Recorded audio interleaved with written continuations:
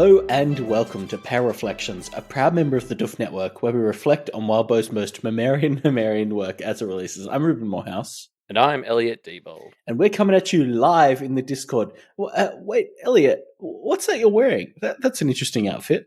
Oh, well, thank you for noticing. Why don't you tell everyone all about it? Wow, it looks like, it almost looks like you're dressed up as some kind of dragon and you're just kind of spinning around on the ground, barfing fire all over yourself. Is that what you're going for? It is a rental. It's a rental. I see. Yeah. Got it from a friend of yours. Now, I believe this is Ruben's way of segueing us into the announcement that we're doing another Halloween costume contest. And that's why you're wearing that outfit. That makes sense. What a great segue. And so natural, too. So the details will be in a post that will come out a little bit after this episode. It's open to submissions from any Wildbow story. We just want to see cool parahumans, other practitioner, twig reference costumes. And it doesn't have to be a Tearaway Kid costume. It can be any kind of costume. But obviously just the fact that there's a costume-themed character in story was too good an opportunity to pass up.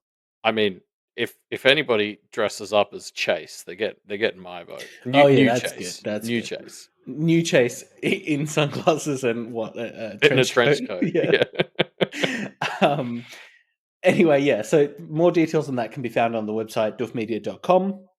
So, oh my god, is there going to be a Skitter costume at PAX? I'm so excited. My goal is to try and find it while I'm there. That's the goal. Yeah, you've got to get a photo with them. Yeah, definitely.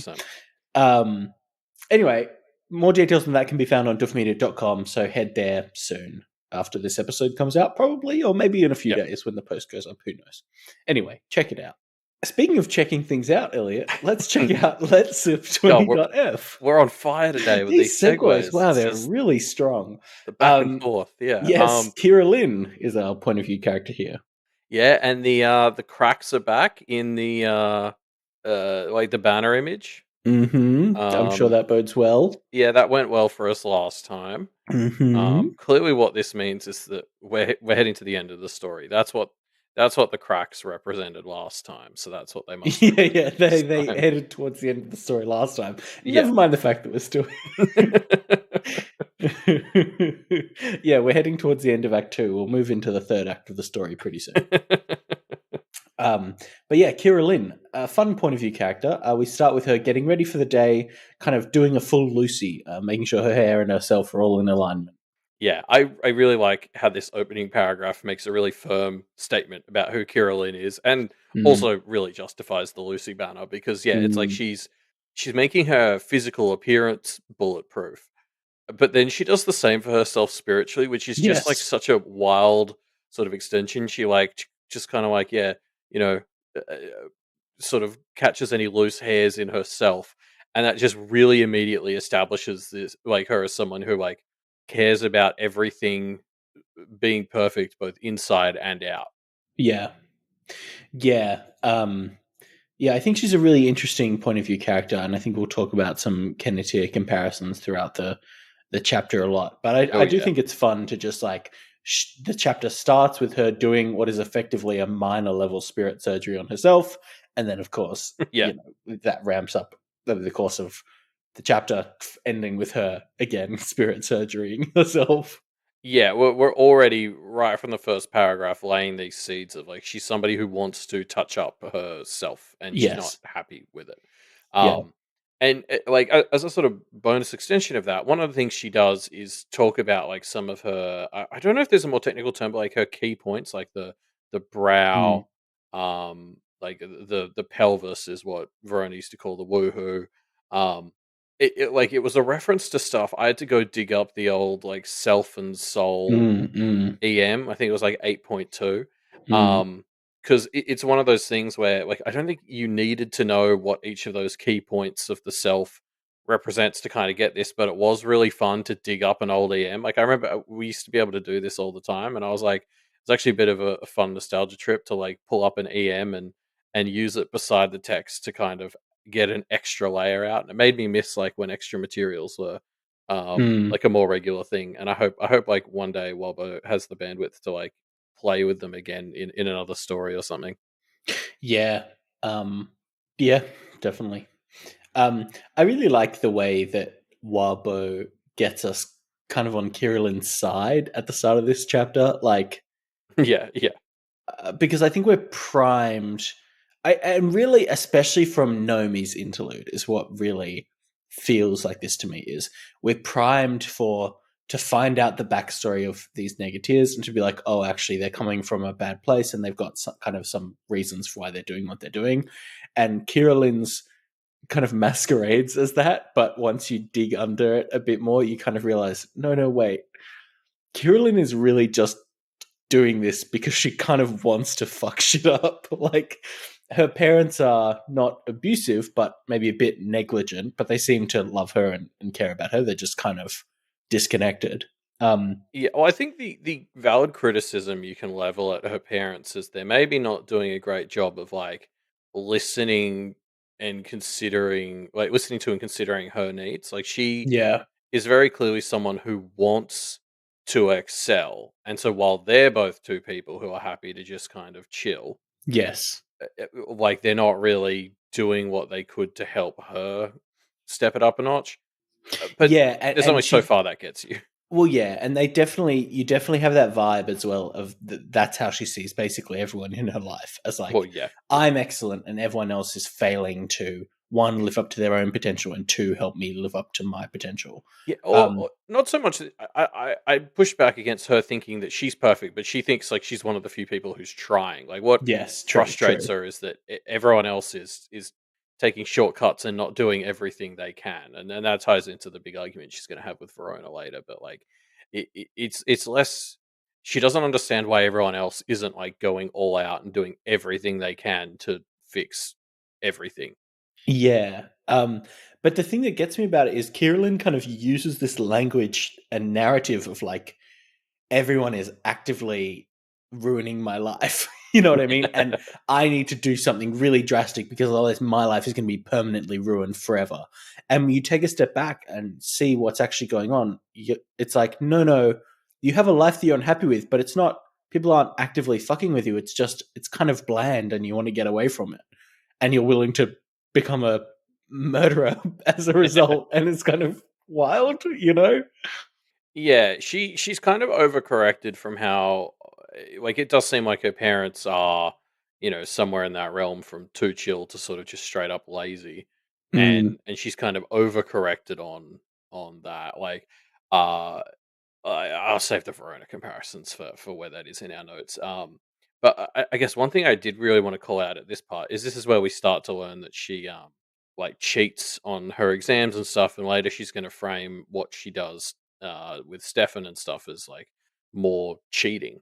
Um, mm, but I really like she's not cheating because she's lazy. She's cheating just because she's the sort of person who will do everything she can to achieve her goal. Like there's just no half measures with her, and I think like so often cheating, at least in like media, tends to be portrayed as like idiots taking the easy way out, whereas mm. like, I'm thinking there's been so many things in, like, speed running where top speed runners are outed as cheaters and, the same, like, Lance Armstrong with doping, like, there are so many things where the people who kind of are the best and are trying really hard also cheat, and it's because it's like when you've got that drive to just try and be the pinnacle, you're gonna do everything, and I Yes, love that, yes. like, like, Kira-Lynn is very quickly established as someone, like, she says, she took all these notes and she's dictated them, and that's like that's enough for most people to get an A in an exam, right? The fact that you've done notes like that, recorded them, is like great studying. But also, she Mm, listens to them in the exam and can like skip to them very easily with the earbuds mm. because she will also take an extra opportunity if she thinks she can get away with it. Yeah, yeah. It's the kind of reckless behavior that isn't warranted. Like she doesn't really need to cheat, as you said, right? Like, and she acknowledges she probably has done enough studying, more studying than all of her classmates, just by making the audio notes. It's very very reckless for not a huge benefit, and it's that kind of stuff that for sure made Mariska a recruiter. Is oh, Yeah. you're willing to do reckless shit just because you kind of want to. Well, she will push. like to be doing everything. Like she will, yeah, like if it's the difference between 99 out of 100 and 100 out of 100 to do twice as much work, Kira-Lynn is the Yeah. sort of person who will try and do twice as much work. Yeah. Yeah. Yeah. Um, yeah, I don't know. It's interesting. It's interesting. I mean, there are a lot of comparisons being drawn in our live chat right now between Kira-Lynn and the Kenneteers in these different facets. I Yeah, think that the Verona comparison is one that also makes sense. Like she kind of wants to paint her home situation as one that's like Verona's. I mean, not she's not doing that intentionally, but I think that comparison is there for us as the audience. And the yeah. Verona comparisons obviously kind of become a bit more relevant later in this chapter. And I think that's also great. Yeah, although I would say like there's a funny thing like because her home situation is similar to Verona's, but like also the opposite. Like Verona's whole thing was that she didn't want to live like the normal American dream white picket fence lifestyle of get married, have kids, rinse, repeat. Mm, She wanted to do something different, and everyone in her life was trying to force her into that dream. Kira-Lynn is kind of like wanting to be like successful in the classic Ken and Above way. She wants to study more to get good grades. She wants her parents to come out and like do the events with her. Like she wants kind of the opposite to what Verona wanted in a lot of ways. And her thing is nobody's helping her to get there. So mm, they're kind of inversions of each other in a fun way. Like mm, if they Freaky Friday'd into each other's bodies, like I think Verona would have kind of thrived with Kira-Lynn's parents because it would have given her more freedom to find herself. And mm. Brett's at his best when someone's letting him play the role of a classical father. So, like, I think Kira-Lynn might have been able to bring out the best of whatever's left of Brett. Mm, yeah, yeah, yeah. It's it's interesting comparisons, huh? Yeah. But I think I like Lucy. She gets the Lucy banner. I think Lucy's the one who you sort of got to compare her to the most. Like I'm still stuck on there's like that resentment talk that we had about Charles in Arc 13 that I think Ray Sunshine told Lucy, where it was like, if you let anger sort of fester, it becomes resentment. Hmm. And Kira-Lynn reminds me a lot of like a Lucy who's let that resentment sink in at the world. Like Kira-Lynn was kind of angry at the world for letting her down in distinct but similar-ish ways to Lucy at the start of the story. And so much of Lucy's story has been about not letting that become resentment and learning how to like channel it productively, whereas Kira-Lynn is just full gone in on it as resentment and just wants to burn the world down now. Like, and of course, Charles was that first example of resentment, so it's hardly surprising that he's the one who helped make her like this. Mm. Yeah, yeah. Um, Also, shout out to Eloise, the other comparison I wanted to quickly make. Remember that speech Eloise gave to Lucy about Mm. how like you shouldn't try to live morally because your shoes were probably made in a sweatshop. So if you can't do 100%, you just don't Then why bother. bother? Yeah, yeah. Yeah, like that feels Good like stuff. Kira-Lynn and her would get along on that front. I mean, yeah, Kira-Lynn basically says almost the exact same thing later. Um, yeah, so Kira-Lynn arrives at the school and gets real nice and high on her high horse all over her fellow negatives. Um, it's Yeah, rough. I mean, she does remind me of like I was definitely a bit like this in high school and even university with group projects. Like, when you're the one who feels like they're doing all the work, and you kind of get a bit bitter at everyone else who you don't think is doing the work, and it's just because they've got different priorities. But she just can't see that. She's got this image of herself as surrounded by lazy ingrates. She just doesn't get that like not everyone has to be like this. Mm, yeah, yeah. I think the real damning part of this chapter is these four little words. Kira-Lynn liked Liz. That's where she lost me. I mean, yeah, immediately, right? Like, Liz is clearly just purely a villain. Like, Charles and Marcy feel like they have some redeeming factors. Even Marcy. Liz is just her wider goal is just to be vindictive, and it's the worst. Yeah, but like what Liz does is like work, right? I can see why Kira-Lynn sees something in Liz, because Liz is like obsessed with the control and making sure that she's got her fingers in all the pies and that sort of thing, and that's sort of like what Kira-Lynn aspires to as well. And like she's too blind to see that Liz tends to have made the situation so shit because of her compulsive need to be in control of everything. But like Kira-Lynn, I guess, just doesn't really see past the fact that Liz is just constantly scheming and working and trying to make stuff happen. Mm, yeah. Yeah. No, it's a great one. It's like what, 3-4 words depending on how you break up Kira-Lynn. It's just one 3-4 word paragraph to just immediately be like, oh, Kira-Lynn's a bad judge of character. Mm, She likes Liz. yeah. Yeah, definitely. Just clearly rough. Anyway, Liz also, it's pointed out, is smoking very heavily over the course of this chapter. And I mean, one, made me think of Sig and wonder if Sig is around keeping an eye on this surgery too. But also, like, is this a clue as to who Liz is embodying right now? Or what do you think is up with Liz smoking so much? Well, she was doing it a lot in her interlude, right? Is it just Mm, like wasn't it a French language boarding school, or was it from French Canada? Is it just like a French Canada thing? Is that judgmental of me to say? I just assumed it was like a thing from where she was born. mm, I don't know. I did at first was think it was like a little bit of a callback because um, I will get into it, but Liz like kind of had sympathy for Edith at one point, and that gave me hope that Liz was sort of on her side. And I saw the smoking as like a way to reach out to Edith, but well, I mean, it's not that. yeah. Yeah. I don't think so. Um, Anyway, the gang starts prepping for surgery. Griffin and Kira-Lynn are the main operators, with everyone else kind of helping or observing. The Kennetiers are here, and they are very antsy. um, to focus on Griffin, the first person you mentioned here, I Mm, want to talk about him because, like, obviously, like Kira-Lynn has long established for us that Griffin is just like sleazy and gross, yeah. and we see that like is 100% on the money in this chapter.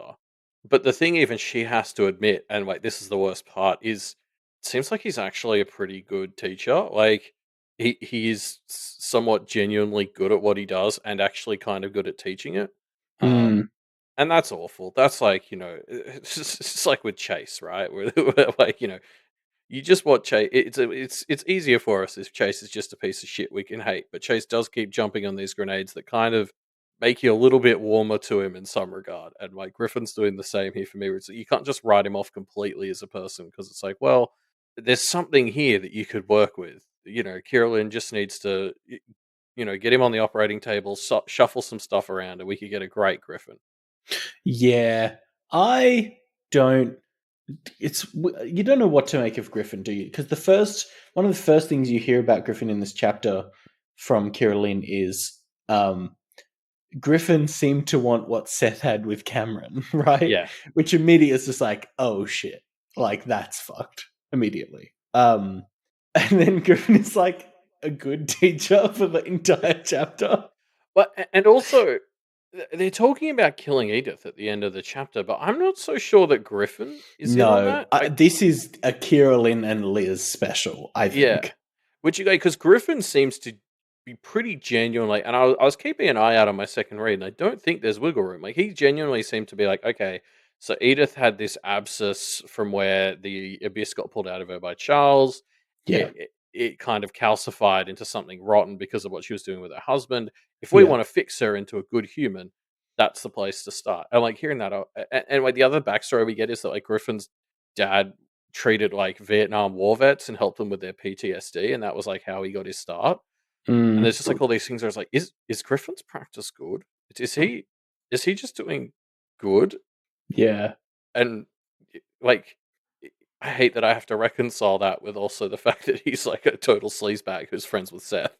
Mm, yeah. Yeah. Yeah. Obviously, I wouldn't go to bat for Griffin. But No, also, everything we hear about Griffin is from Kira-Lynn, and I don't trust Kira-Lynn's perspective on anything, so who knows? Maybe I, Griffin's really great. No, I think she's right. I mean, No, I think it's probably true. like Yeah. he's an 18-year-old spoiled piece of shit. Like I'm more than willing to believe that. It's just like again, it's this thing where it's like, oh, there's 100% a way to get Griffin into a good place, and this is what we're talking about a lot with like the Bellingers and the Wits at the moment. Obviously, Mm, yeah, like you have these practitioners who have serious problems, but like it seems like there is really something worth trying to salvage in Griffin at least. mm, Like Seth, not so much for me these days, but Griffin, there might be something there. yeah.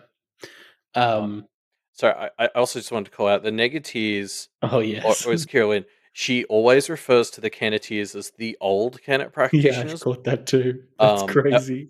and they think it as well as all of them like say it, and I just love that branding. That's some petty coup bullshit to call them that to try and reinforce that they're not the current Kennet practitioners. Hmm. Great Yeah, detail. yeah.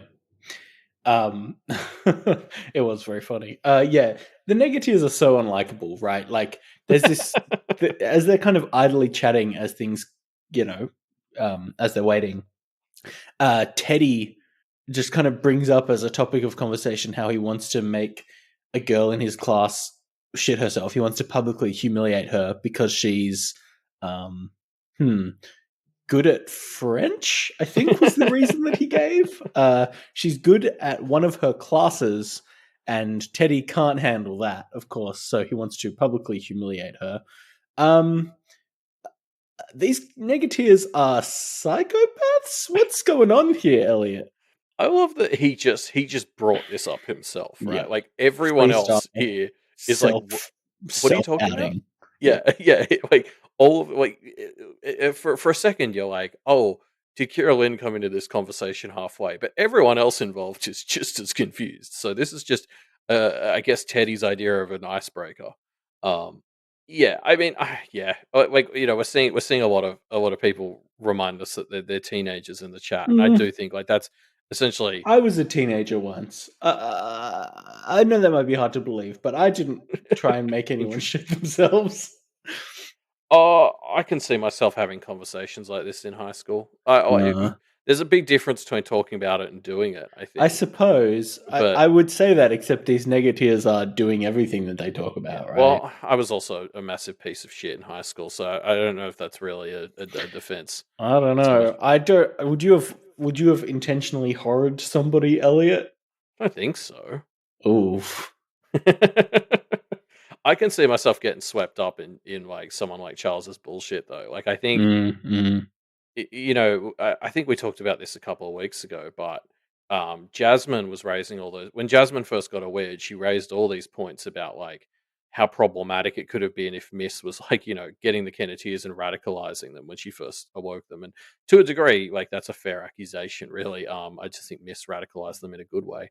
Yeah, Um, yeah, but like that is essentially what is happening with the negatives is like Charles and Marcy are like, hey, we're fucking big gods. Here's some cool power. Like I think it'd be easy to get swept up in that. yeah. No, I think that's true. I mean, as Zachary is saying in chat, like teens very much are a mirror of the people that they hang out with a lot, right? Yeah. Yeah, I don't know. It just Oh yeah. No, just I mean, bad. They're just in a bad spot, I guess. yeah. No, like everything you're saying is right. Like the Teddy sucks here. What the negatives talking about sucks, and it's like, but the main person to blame is Charles or Maricica. Like it's um, Mm, yeah. I mean, I guess it is funny how much, like, just bickering there still is as well. Like, the more you see of the negatives, the more you really appreciate how not cohesive they are. mm, Which, like, yeah, I don't know. They're all so close to being Kenneteers. Like, we've seen Nomi and Kira-Lynn now, like two perspectives we've seen, and like, I think both of them could have been Kenneteers if they got chosen at the start of the story, like, or close to, like to focus on Kira-Lynn. Kira-Lynn is fucking good at this. She pegs Lucy's implement pretty much right away. She's yeah, obviously doing all this shit on the side, like she talks about how she's gone and studied and gotten shit off the wards. Like yeah, she's a fucking gun practitioner. And it's this whole thing. If yeah, she could have been pointed in the right direction and fixed instead of having Maricica come up and just like exacerbate the issues, she could be standing right beside the Kenneteers as like their equal. And it just that's the thing that hurts the most about the Negatiers is like the more we talk about how petty and shitty and crap they are, the more I'm also seeing how that is so very much a reflection of the fact they got picked by Maricica and not by Miss. Yeah, definitely. Oh god, the Negatiers. I'm sure there probably is an exception though. I'm sure we'll meet one who's just like, oh no, I mean, you're just fucked. Nomi to me is the one that's like, oh, could be close. Yeah, I don't know. My picture of Nomi in her interlude, I remember coming out of it with thinking that she could have been a Kennetier if Yes, I agree. yeah. What if the Kennetiers? Fuck, what was the one who they got to renounce his magic? Josh. Josh, that's right. Sorry. And he was the one who was like apparently cool. What if they reawakened him as a Kennetier just to fuck with the Negatives? That would be pretty funny, I have to say. Maybe a terrible strategy, but pretty funny. I think part of the awakening ritual was that they're not allowed to They're never awaken going to again. have magic again. Yeah, fair enough. Otherwise, yes. Anywho, there's this fun bit where Kira's thinking about how they must have all been chosen for a reason. She's kind of off in her own world, and Teddy says, "Oh, what if you could just do?" Teddy asks her, pulling her out of her own thoughts about why did Mariska pick her. What if you could just do magic without consequences? You would do that, right? And Kira-Lynn does not connect that these two thoughts are obviously very related. Also, what I love, like she's sitting here and she's thinking, I'm trying to figure out why Maricica chose me, and all these other idiots aren't. Like I'm the only one actually putting effort into this. And then Teddy hits her with this question, which like yeah, I love this call out. Like Teddy is essentially asking her the same question through a different frame. And so I think it also highlights just how much she's so up her own ass and like tunnel visioned that she can't see the benefit of doing things like the other way. Like Teddy's way is less direct and he probably doesn't realize he's consciously doing it, but like he's engaging with that same question. Yeah. Yeah. I don't know. It's just funny. Kira-Lynn seems to think that the reason that she's been picked is because she's clever, and I'm sure that's part of it, but that's not really the reason, Kira-Lynn. No, I feel like so. I can't remember if I brought this up when I was comparing it to Lucy a bit ago, but like Kira-Lynn 100% also shares early story Lucy's just obsession with the mission. Like Kira-Lynn, she gets these goals, she wants to achieve something, and she tunnel visions on it hard. And Lucy was a bit vulnerable to that back in the day, and still is. But like that to me is that's the secret sauce that Maricica saw in her, the ability to steer her in the right direction and know that she's just going to stay on that heading. Yeah. Kira-Lynn goes to compose herself in the bathroom, but is intercepted by Verona, who forces her to confront the actions that she and her team are taking, and she really is unable to do so. And it's so good that it's Verona making this argument. Like, obviously soon we're about to get into the whole, Kira-Lynn thinks you can just sort of spirit surgery your problems away. And that obviously harkens back to Verona's original plan to make herself an other at the start of the story. So the idea that like it's Verona, like the girl who wanted to become an other because she hated humanity as a broader concept, is sort of coming to Kira-Lynn and saying, "Hey, I know it seems bleak and it looks like people suck, but you can find the good and you can try to help that and like work against the bad." And it's like such a great speech that's also a statement to Verona's character growth as much as it's her, trying to break through to Kira-Lynn. Yeah. It is very funny. God, Verona gets some fucking great slam dunks here, right? Oh yeah. The bit where where Griffin's like, you said you wouldn't fuck with us, so you wouldn't harass us. What are you doing? And Verona says, she was saying she didn't care, more or less. So it's confusing that she's not actually scented. And it's just so fucking good. It's such a good clapback. I loved it. It's like the practitioner equivalent of, that thing where you put your hand in someone's face and you're like, I'm not technically touching you, so you can't get mad. Yeah. Like, yeah, Verona's just doing that, but but it's Kira-Lynn deserves it. But it's even better because Kira-Lynn is has argued herself into a corner here. Like Oh yeah, Verona, yeah. Verona doesn't really need to be a shit about it because Kira-Lynn is the one being a shit about it and fucking herself in the process. It's Well, great. Kira-Lynn is like, "Oh, I'm fine as long as you don't touch me," and so then Verona's getting all up, but she's technically not touching her. Yeah, it's Yeah, yeah. very good. Um, I also love this bit where Kira-Lynn is staring at the mirror in the bathroom, and she's seeing like all the spirits of annoyance like surrounding her and infecting her. It reminded me of like the sort of germaphobe thing, where like in your when you're in a room and like you can feel the germs in the air, and you can feel that you're breathing in gross air and all that. Yeah. It's like Kira Lynn now has her sight that gives her the ability to do that, but for spirits. Like Mm-hmm.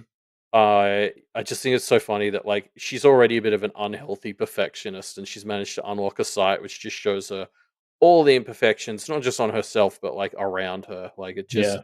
some real parahuman shit on how monkey paw that side is for her. Yeah. Yeah. It's so good. Um, but yeah, so then, as you said, Verona is showing her the video that she took of Chase and what has happened to Chase, and Mm-hmm. it's crushing. I mean, Chase was a piece of shit, but no one deserves like this. Yeah, definitely.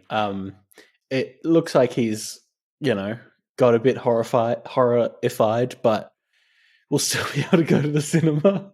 So yeah, great. I really enjoyed that comment from Verona, and how I assume it was Lucy who was like Verona.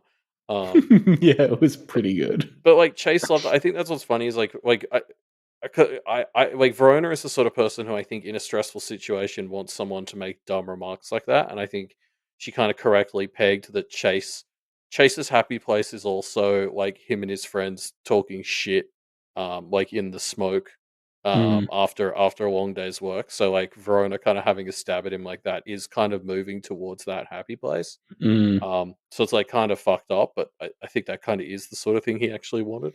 mm. Um, Yeah, yeah, I don't know, because I've been on the other side of that where you think that's what somebody wants, but it turns out that actually no, that they're more like Lucy, and they don't want people fucking around right now, and it doesn't go well. So it's a yeah, risky play. yeah. Um, let's talk about this bit uh, where Kira Lynn kind of makes her tries to mount a moral defense of her actions against Rona. There's this bit where she calls the Kennetiers hypocrites, saying they pretend to be nice, but when things get bad, they're exactly as ruthless and shitty as all the rest of us.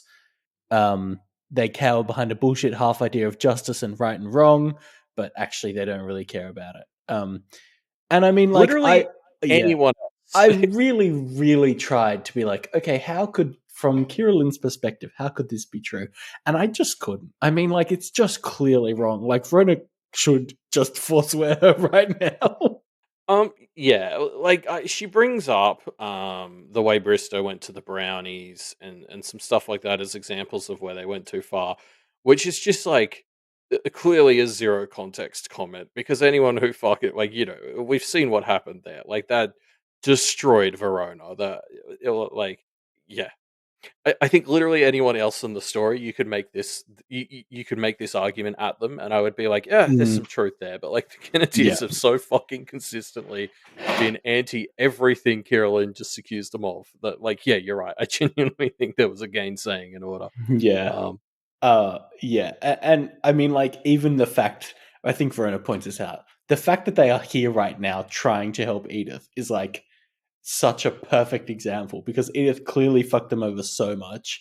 And yes, there's a bit of an ulterior motive of them not wanting the negatives to just go fucking ham, but they also do want to help Edith. Like, yeah. yeah. Anyway. Um, All right. So just a pure whiff from Kira-Lynn on that one. yeah. It just sort of shows how much context she's lacking, and fucking the Kool-Aid she's been getting from Charles and Co. So I do want to. We skipped over a note that I just wanted to talk about. This is going back a bit, but we skipped over the whole bit where Carolyn is doing the like medical history form. You know, when you go and see a new GP and they ask you like all your health questions. Mm. But it's like the spiritual surgery one. So it's like, if your spirit was 100 people, how many of them would you want to fight 1v1? Like, Mm. I just thought that was a really nice touch because it felt so adjacent to the sort of question like a doctor asks you when you go to visit Yeah. them. I mean, to speak to that, there's that bit where they're like, have you not had any positive or negative emotions in the past 24 hours? Which I thought was hilarious that that's Wait, what you do to prepare for spirit surgery. yeah, yeah. Instead of fasting for 8 hours before surgery, you have to be emotionally stable for 24 hours, which is just I can't imagine anything more stressful than somebody telling me you're not allowed to stress for the next 24 hours. Like Mm. I'm going to sit there and stress myself out about worrying about stressing for 24 hours. Yeah. Good stuff. So yeah, the surgery begins. They're kind of exploring these different aspects of Edith, and Kira-Lynn starts dropping more and more hints in her head about her plan and her shenanigans that she's up to.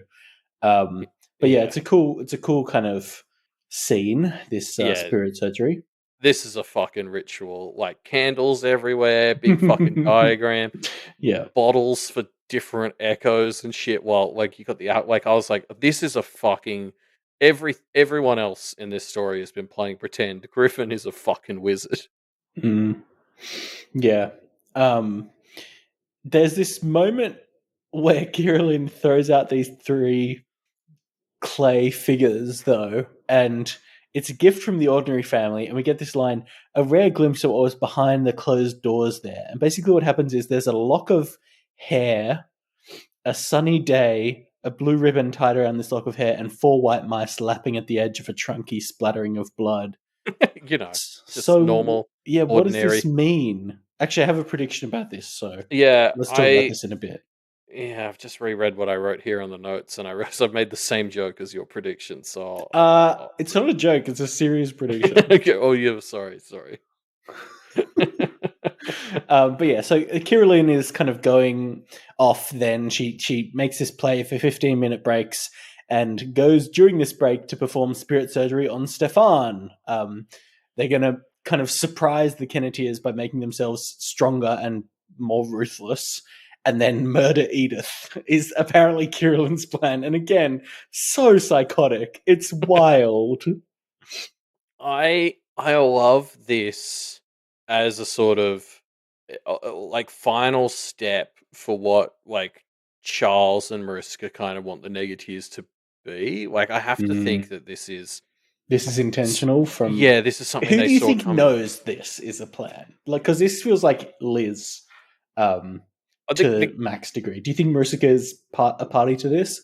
I think Liz specifically calls out that Charles and Maricica haven't really been consulted about the killing Edith part, and they don't really give a fuck. Yeah. Which I'm inclined to think she's spot on with that. I don't know. In I feel like Charles will. I don't think Marcy does.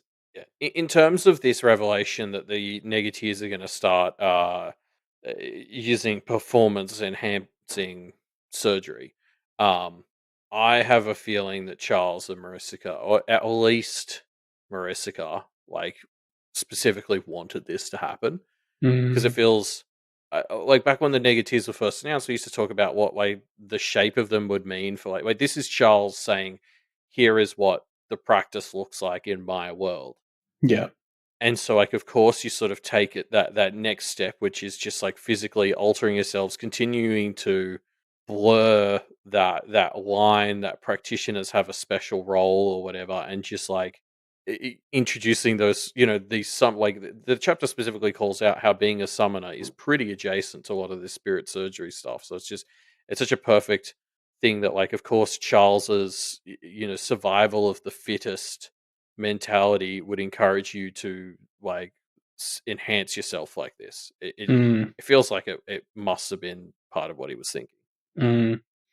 Yeah. Yeah. I don't know. I just want to believe that Charles is better than this. But yeah, we'll see. I guess. I mean, yeah, like there's a world where this sort of like we've seen heartless practitioners like Matt. Like there's a world where this sort of thing is good. It's just like this isn't it, and like this is a recurring theme of Charles's stuff, right? It's like there's a world where this makes sense, but you're not working in that world. Yeah. Yeah. Um, but yeah, I was absolutely gutted when Liz was like, "Yeah, we're gonna kill Edith," like because the last time we saw those two interact was in Lys's interlude, and Lys actually genuinely seemed to like connect with Edith for a bit and like have sympathy for her, and I let Mm. myself believe that meant Lys would be cool about Edith for a bit. Um, Mm. so yeah, that's on me for overestimating Liz, I guess. But yeah, I was just like, I can't believe like yeah, they're just straight up gonna kill her, and then Yeah. recycle the bits they need. Yeah. It's pretty fucked. Um, Speaking of things that are pretty fucked, Kira-Lynn has Teddy turn the scalpel towards her. You know the thing Kira-Lynn had too much of? Mercy and compassion. Well, no longer. No longer will she be the merciful, compassionate Kira-Lynn we've all come to know and love. No. Yeah, Uh, it's really doubling down on her current situation. yeah. Yeah. I mean, honestly, this whole chapter really feels like what it's teaching us is that Kira Lynn should have been apprenticed to Rook the whole time. Yeah, I know, right? Maybe Rook Like, will go in and put her mercy and compassion back in just to fuck with her. That'll be fun. yeah, I fucking love that Maricica's giving them little bits of the abyss to stick in themselves too, as she's walking around with a fucking railroad spike coming out of her chest. Like, it's just, yeah, you know, I was gonna say it's a metaphor for like cycles of abuse or whatever, but that's not even a metaphor. That's just it is that. Yeah, yeah, yeah. Um, But yeah. Good times. Now I loved this as like all these let slip interludes, like as we're sort of rounding out the chapter.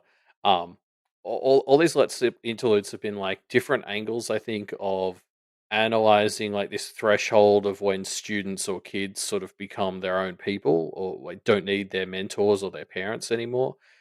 And Kira-Lynn is such sort of a fun new angle on that because she thinks she's like well past that point. Like she thinks everyone's letting her down and she's kind of doing stuff all on her own, but she's so clearly working in the direction that Maricica has pointed her in very Mm, willingly. She's like trying to figure out what she can do for them. Like it's a mm, she's such an overachiever, and I just love that as kind of the sixth let slip interlude is just somebody who just has that own drive for themselves and is like being let slip just in a terrible direction.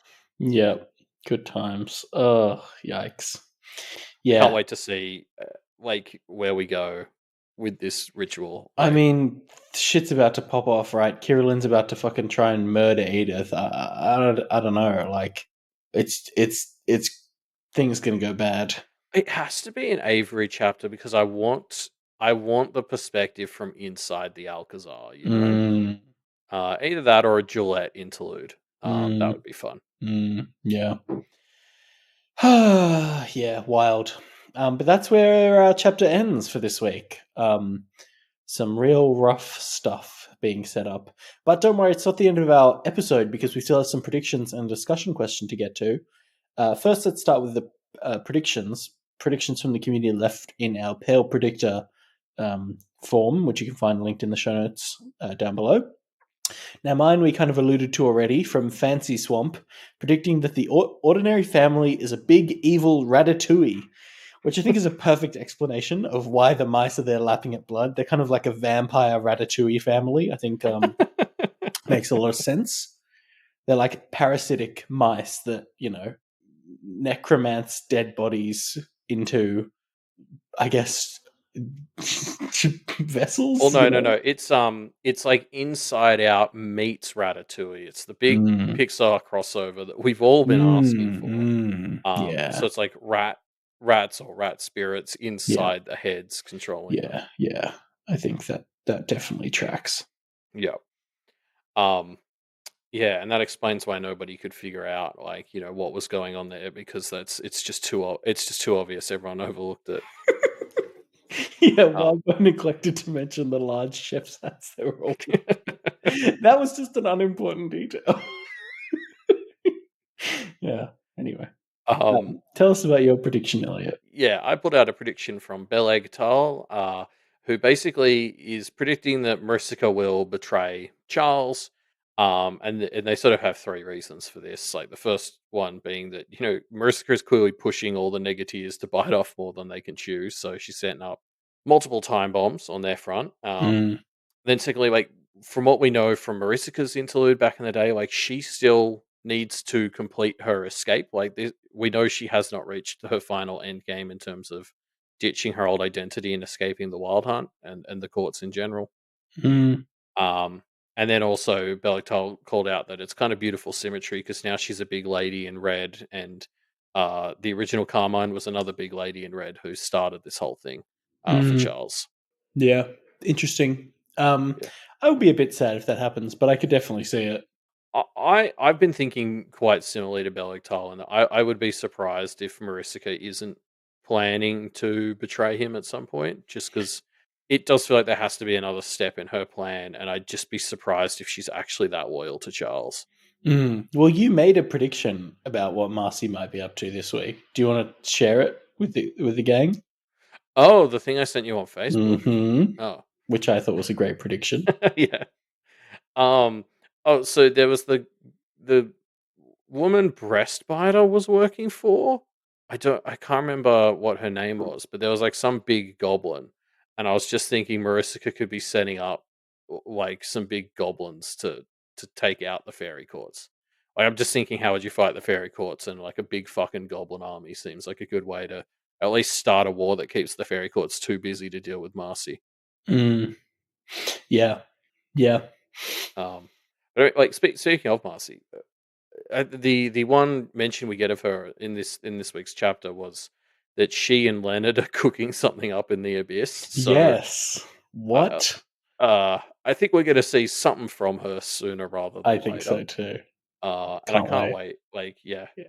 I think like because what's also very fun is something I was thinking about earlier is at the start of this story we kind of kept getting told that like Maricica's weakness was that she was like young for a fairy, so she hadn't fully figured out humans, and like she'd kind of made a few missteps with the Kenneteers and sort of had to play all her tricks at once to make sure they worked. And obviously she ended up beating them, but like I think she admitted that it was like close as hell.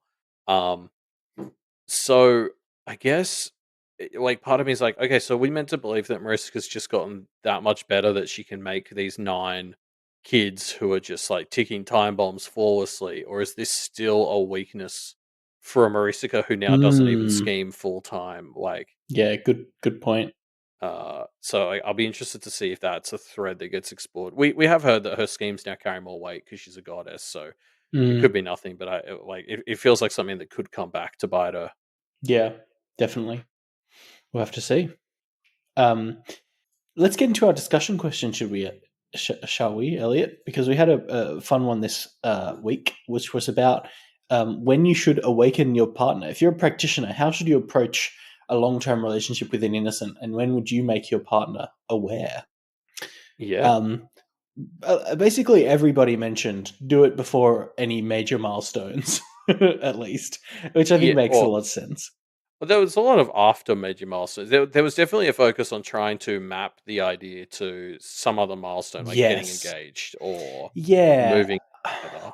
I was trying to map it to like, is there any big, not secrets, but like big confessions you would have to make in a relationship that we could kind of map to, like, oh, I have this high chance of a serious illness or something, you know what I mean? And I couldn't really think of any that felt like a good map, so I really struggled with that. But other people have kind of got some good thoughts. Yeah. Well, it might not apply to us. I mean, I don't know, maybe you just haven't told me yet, but like if you were like working in like the criminal underworld, right? Like, yeah, or if I was Banksy. yeah, exactly. Like all the shit that Nora has thought is maybe what Avery was. Yeah. Yeah, I actually am Banksy, Elliot. I forgot to tell you, but yeah, I'm Banksy. It's actually I'm not surprised. I thought so. It's more of a Dread Pirate Roberts situation where they each Banksy names their successor.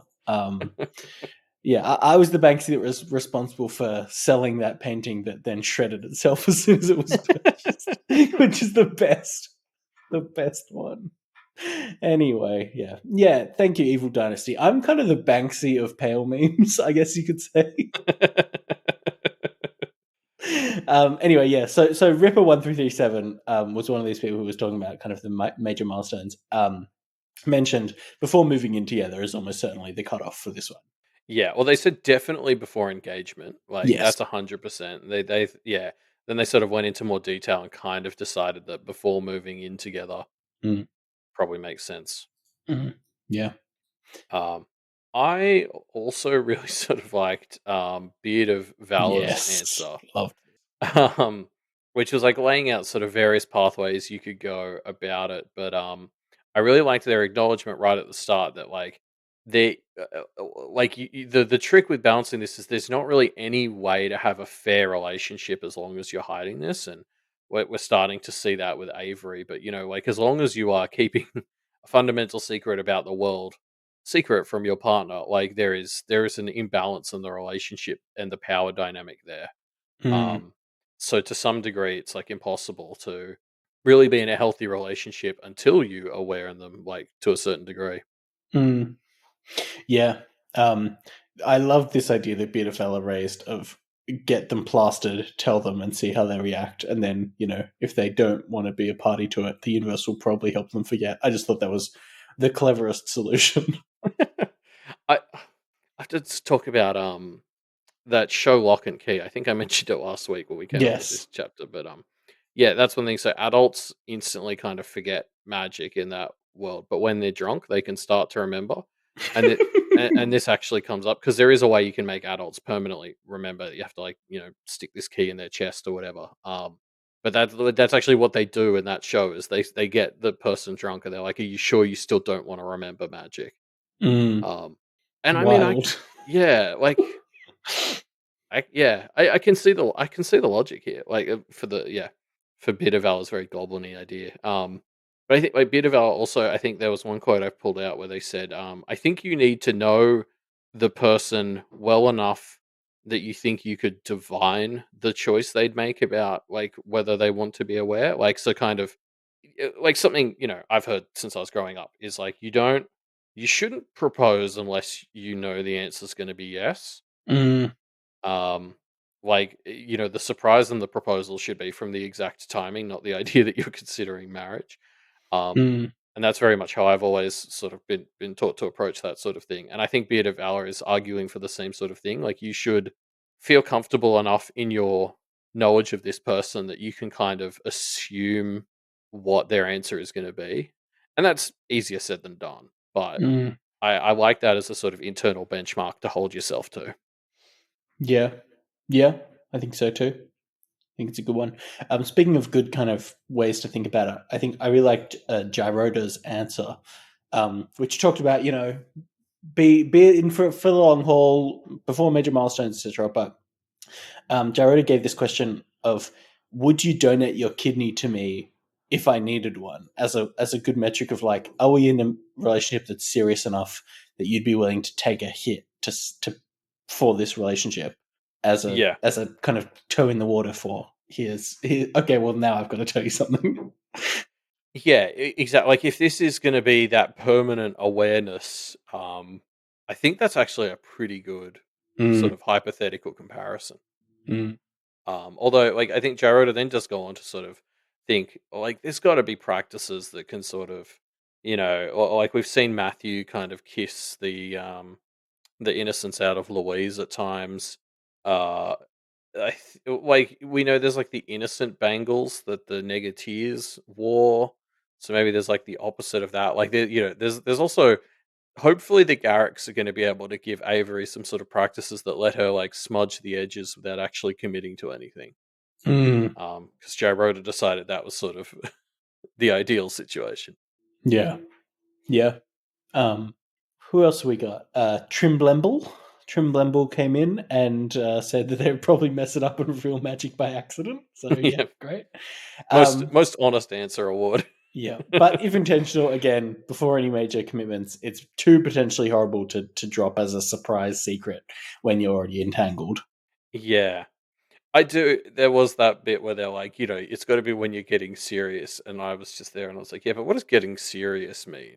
Because I've definitely been in relationships where people have been like, "Oh, so you guys are serious," and I was like, "Well, that's not what I would have said," but okay. Like, I think that means something different to everyone. Yeah. Yeah. Also, we got one from Lurking Beluga, who basically tried to sort of model this as they identified three main variables that are going to affect when is the right time to ask in your relationship. Like, 'cause, there's probably not a single blanket correct answer. Um, so, like, the first one is sort of your individual morality slash karma. Like, how willing are you to take the hit of making someone aware and living with that? Mm. Then like number two is sort of their trust in you, and so they talked in like this is sort of coming back to like Nora was kind of fine trusting Avery up until the point it went too far, and now Avery's like I might be gone for months, who knows? And that's when like Nora's sort of lost the trust, so that kind of ups this variable of well maybe it's worth telling her because it's you're abusing the trust at this point. Mm. And then part three for Lurking Beluga is like how integral is the practice into your life, right? Like Yes. if you're a very casual practitioner who practices on the side, which is like the sort of thing I could see like Lucy, I could see it cut back to, us cutting forward to Lucy in 30 years and practicing as a side gig for her, depending on the roads she takes. Mm. Whereas Verona, not that she's going to need to make these sorts of decisions, but like she's all about the practice. So like this would be a much more important variable for someone like Verona. Mm. Yeah. Yeah. Yeah. Some great discussion question answers. Good stuff, everybody. Yeah. Do you want to introduce the next discussion question, I Ruben, that you came do. up I with? do. Very thematically linked to this chapter. Our question is: would you let somebody open you up and cut something out of you? What would you want them to cut out of you? And would you still do it if it had to be Kira-Lynn operating on you? Ooh, tough ones. Tough ones. Yeah, what would you want out of a spirit surgery? Would you want it at all? And what if it had to be Kira-Lynn? So yeah, you can leave your answers to that discussion thread, to that discussion question in our discussion thread, which is linked in the show notes down below. Yes, you can also find more stuff about the show. If you're noticing that the release schedule's a bit wacky right now, Twitter is the best place to be, getting updates on that and finding out when the episodes are out. Because this episode's out early and the next one's out late. So, stuff like that is easy to track on Twitter at Power Yeah, Effect Cast. yeah. Um, if you want, why not check out the Duff Media website? As we said, that has all the details to the costume contest. So that's duffmedia.com. And if you want to join the Discord so you can listen to these recordings live, go to duffmedia.com/Discord. Yes, with this crazy schedule, we've now, occasionally got recordings that suit Europe and Australia. So that's nice. Yeah. Don't forget to stop by the Doof Patreon as well, patreon.com/doofmedia. We're back at the stage where we're starting to plan some All Packed Up 2 stuff, and that's all sort of coming from those Patreon funds. Yeah, definitely. The more we earn through Patreon, the more dumb shit we can do. So if you want more dumb shit, go to Patreon. Speaking of Patreon, while you're on Patreon, why not go to patreon.com/Wildbird? Check out Wildbird's Patreon so you can give him money to continue to create these wonderful stories that we enjoy so much. Please do it. And we'll see you next week. See you next week, everybody.